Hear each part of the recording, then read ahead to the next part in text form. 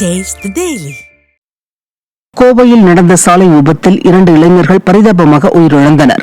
கோவையிலிருந்து திருச்சி செல்லும் சாலையை திறனற்ற திமுக அரசு முறையாக பராமரிக்காததால் அடிக்கடி விபத்துகள் ஏற்படுகின்றன. இந்த நிலையில் டிப்பர் லாரி மீது இருசக்கர வாகனம் மோதியதில் 2 இளைஞர்கள் உடல் நசுங்கி பலியாகினர். சாலையை சீரமைக்காமல் தொடர் விபத்துகள் ஏற்படுவதை வெறுமனே வேடிக்கை பார்க்கும் ஸ்டாலின் அரசுக்கு பொதுமக்கள் அதிருப்தி தெரிவித்தனர்.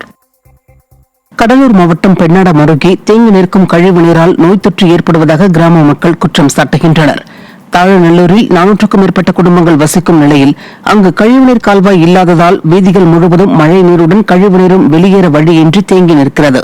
இதனால் நோய் தொற்று உள்ளிட்ட பல்வேறு உபாதைகள் ஏற்படுவதாக கூறும் அப்பகுதி மக்கள் கழிவுநீர் கால்வாய் வசதி செய்து தர வேண்டும், சேரும் சகதியுமாக உள்ள சாலையை சீரமைத்து தர வேண்டும் என பலமுறை கோரிக்கை வைத்தும் திறனற்ற அதிகாரிகள் நிறைவேற்றி தரவில்லை என குற்றம் சாட்டுகின்றனர். எஜ்ஜில் ஆரம்பிக்கிற தண்ணியானது கடைசி வரைக்கும் வந்துட்டு இருக்கு. இதுல ஒரு சிமெண்ட் தளம் போட்டு தராம இந்த அளவுக்கு கேவலமா இருக்கு.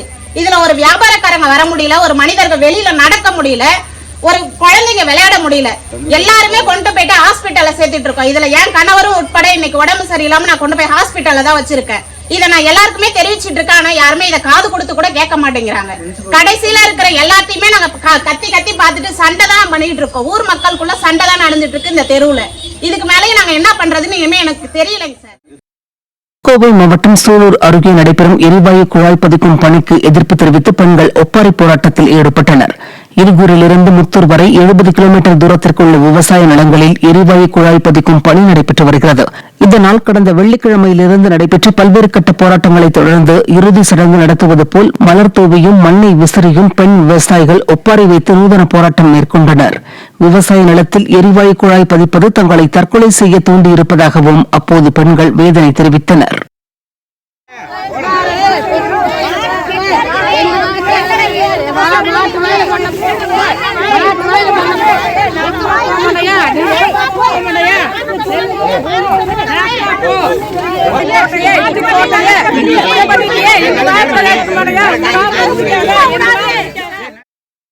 தூத்துக்குடி மாவட்டம் கயத்தாறு அருகே சாலையில் சென்று கொண்டிருந்த அரசு பேருந்து பிரேக் பிடிக்காமல் தடுப்பு சுவர் மீது மோதி விபத்திற்குள்ளானது. திருநெல்வேலியிலிருந்து மதுரை நோக்கி 52 பயணிகளுடன் சென்று கொண்டிருந்த அரசு பேருந்து ஓட்டுநரின் கட்டுப்பாட்டை இழந்து சாலையின் நடுவே இருந்த தடுப்பு சுவர் மீது மோதியதில் பேருந்தின் முன் சக்கரம் திடீரென கழன்று ஓடிய நிலையில் மக்கள் அலறி அடித்து ஓடினர். இதில் பேருந்தின் முன்பகுதி சேதமான நிலையில் பயணிகள் அனைவரும் அதிர்ஷ்டவசமாக காயங்களின்றி தப்பித்தனர். திறனற்ற ஸ்டாலின் அரசின் செயலற்றிருக்கும் போக்குவரத்து துறையால் நாள்தோறும் மக்கள் ஓட்டை உடைசல் பேருந்தில் அச்சத்துடன் பயணிப்பதாக குற்றம் சாட்டுகின்றனர். தென்காசி மாவட்டம் களப்பாக்குளத்தில் 4 மாதங்களாக குடிநீர் வழங்காததை கண்டித்து சங்கரன்கோவில் வட்டார வளர்ச்சி அலுவலகத்தை முற்றுகையிட்டு பெண்கள் தர்ணா போராட்டத்தில் ஈடுபட்டனர்.